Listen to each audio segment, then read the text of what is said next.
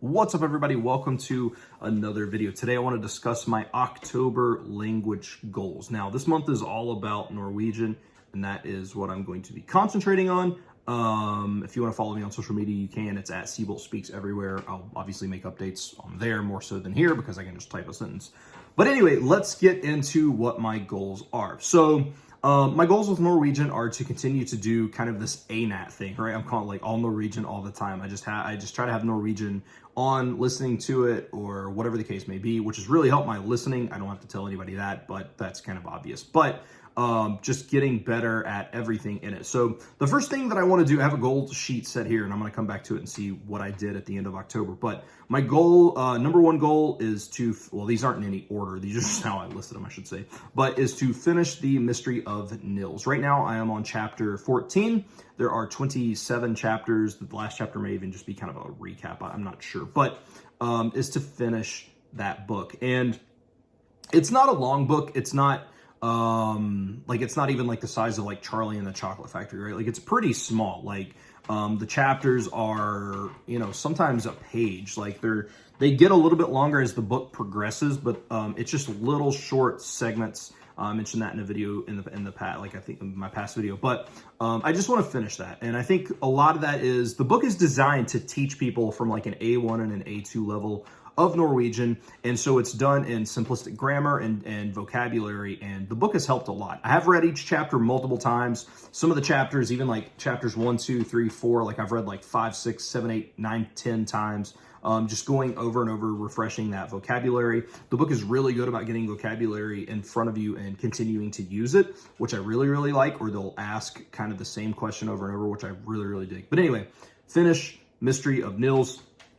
That is one of my goals. Another goal is I would like to look, there's a YouTube channel that I watch, Teacher Karen, Norwegian, and I would like to just import into Link one video a week, or not even land, just watch it on YouTube, but I would like to go through and kind of systematically go through the dialogue and just try to learn the video. Now, the reason I say 4 videos, or, you know, one a week, and that is because she does videos that are like 1.5 minutes or 2 minutes. And that doesn't sound like a lot, but when you're trying to break down dialogue of an entire video, especially when it's just nothing but talking, she does show some stuff, but she's talking over the course of the whole thing. 1.5 minutes or 2 minutes can be a lot. It can take a little bit of time to go through that. So I think a video a week just to try to learn some new vocabulary, and again, to listen and things like that. Because once I learn that video, I can then just have it on as my passive listening, but I know what it means. So it's kind of this mixture between comprehensible, but, you know,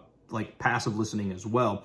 And so just one video a week, and I think that will happen. I would like to hit 1,000 known words on Link in Norwegian. Right now I'm at 550. I do know more than that. There's just words I haven't encountered on Link that I do know, but just to get that up, I know that that's not the most important thing, but just to continue to see the progress. You know, it's cool to think that less than a month ago, well, right at a month ago, starting in September, I mean, it was 0 words. I didn't know anything in Norwegian. I knew like hey, and I knew like jeg because of like the similarities to Swedish from where I studied Swedish for 40 hours. But I think that just having 1,000 known words is kind of a cool thing. Now, the known word thing on Link with Norwegian is not as kind of crazy as other languages. I guess it kind of doesn't, like, Link will count each individual usage of a word as a known word. And I like that, and I don't like that. But Norwegian's not as bad as like Spanish, because for example, in Spanish,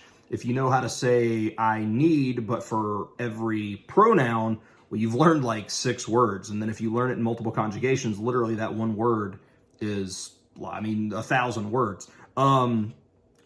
Norwegian does have, they don't conjugate they conjugate tenses, but they don't like for example, like I am called, you were called, he, you know, whatever the case, it's all heter, like jeg heter, du heter, han heter, hun heter, whatever the case may be. So that doesn't conjugate. So that's only 1. So you're not gonna have like 6 words. But the way that they do their nouns, like for example, horse, which is like hest, is 1 word, and that's horse.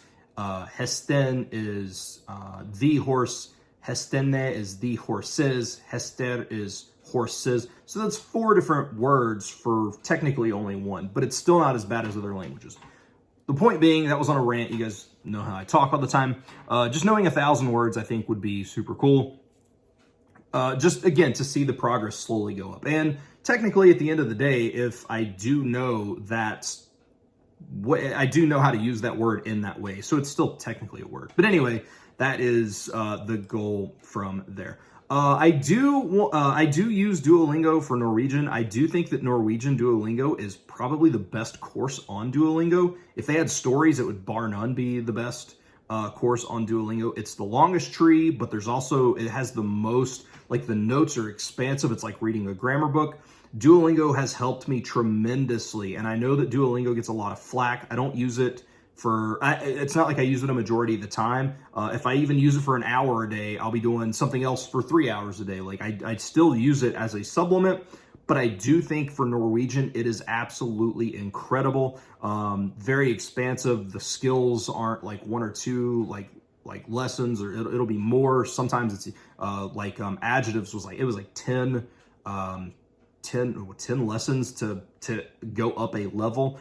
They put so much effort into it, and I really appreciate the creators of the Duolingo course. Now, the audio obviously is still computer generated, and I don't like that, but I have seen words from Duolingo when I'm reading or when I'm listening to stuff, and even though it's computerized, I still recognize it. So it's done a great job at that, and also teaching kind of the idea of how some of the Norwegian grammar breaks down, because there is some confusing stuff, like the verb is always second.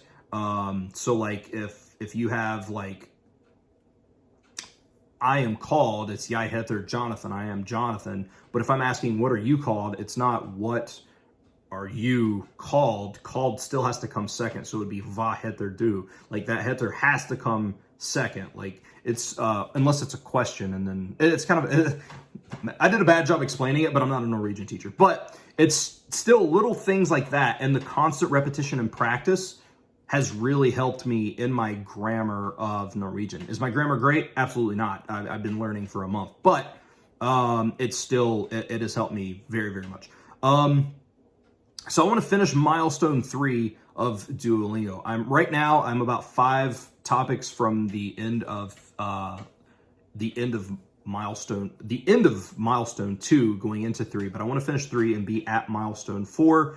And I don't think that's too bad. That's basically about a topic every day. And if I'm doing that and reviewing, I'm still doing Duolingo in the fashion where I'll do a skill, but then I'll constantly be leveling up everything throughout the tree. So it's almost like using Duolingo as a spaced repetition system. And because everything I know previously, I know, so it's like comprehensible input. So anyway, it's really, really helping me though. The other thing obviously is to immerse more. I'm immersing several hours a day if possible. If not, I mean, at least an hour or 2 hours. I'm absolutely killing some TV shows, watching them. I'm running out of them because there's not a lot in Norwegian, or at least on Netflix. I can sign up to, I can't remember what it's called, the TV network over there. My friend Tyler sent me a link where you can watch Norwegian television. Also, I can explore Netflix in Norwegian or in Norway because I have a VPN. But I have watched a couple shows like fully. I watched a show called Heim til Jul, which means home for Christmas. And it's about a girl who's a nurse. And like, I don't know if this is a cultural thing in Norway or what, but like there's so much pressure from this chick's mom to like get her to date somebody. And so she's like trying to figure out getting a date. And it's really funny. It's actually a really, really funny show, which was kind of relaxing to me because every time you get into a new language, the only thing that you can ever find are like cop dramas, horror stuff, which I love horror stuff, but like it's all this serious stuff. Like I feel like not a lot of places do comedy, or at least it's not on Netflix. I mean, I get like dramas are huge, but anyway, it was refreshing to see. And then I did watch a show called Blood Ride, which is amazing. It was 6 episodes. I think they're doing more, but each episode kind of takes place in its own thing. Like it's almost like a mini, I mean, it is a mini series, but like each episode is its own standalone thing. Like it's not a continuing thing. So like this 30 minutes is specifically about this family in a completely different area, no connection to the other. They are all riding on this bus at the beginning, which maybe will tie up. I don't really know, but that's really cool.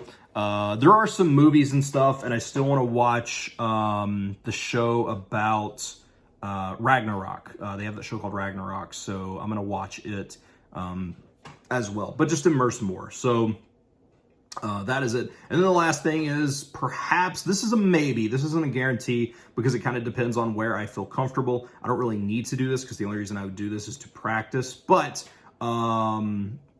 maybe take an italki class or two, but I could also just talk to my friend Tyler or Andres, I think it's on Instagram. So I could maybe do that. I don't really know, but that's on the maybe list and at the very bottom, because I'm not 100% sure, because I don't want to just jump the gun on that. But those are my goals for October for Norwegian. Will I dabble in anything this month? There's a very good chance. I mean, I enjoy learning just a little bit about culture here and there, but these are my main goals for Norwegian. Fortunately, Norwegian, although I don't like the phrase "it's easy," because learning a language is hard. Like when I learned Esperanto, that was always the thing, right? Like, oh, it's easy. Well, I mean, it's easy, but in comparison to learning like ancient Greek, like it's still learning a language. So, but with Norwegian being a little bit easier, it's not as mentally taxing on me, which is probably also why I'm in just a better mood overall. But let me know what your goals down below are. I love seeing goal, and if you make goal videos, like, please post them. I think those get flagged for posting comments like as spam, but I'll try to approve them as they come through my comment section. I love seeing videos of people talk about goals. Like, it's really, really cool. So, but that is it. Thank you all so much for watching. I hope you enjoyed, and I will see you all in the next video.